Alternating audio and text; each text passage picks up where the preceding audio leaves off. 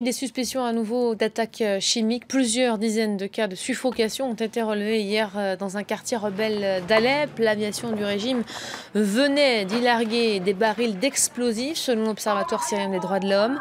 Des militants d'une association anti-régime, Aleppo Media Center, vont même plus loin. Ils accusent Damas d'avoir fait usage de chlore contre la population. Les détails tout de suite avec notre correspondant à Beyrouth, Selim El Medeb.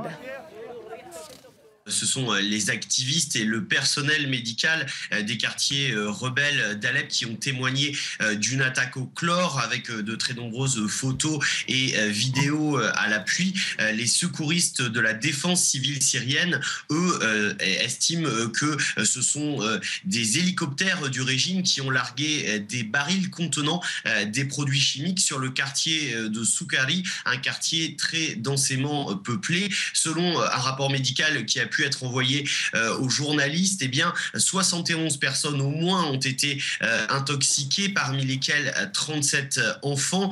10 personnes sont dans un état critique et parmi elles, on compte une femme enceinte. Alors, il faut dire qu'il est extrêmement difficile, voire impossible, de vérifier indépendamment ces affirmations, étant donné que les quartiers rebelles d'Alep se trouvent à nouveau depuis dimanche sous un siège total imposé par les forces du régime. Cependant, il faut préciser que ce type de tactique d'usage de gaz a été employé par le passé et qu'il vise en fait à la fois à terroriser et à faire fuir les populations civiles et à démobiliser les combattants.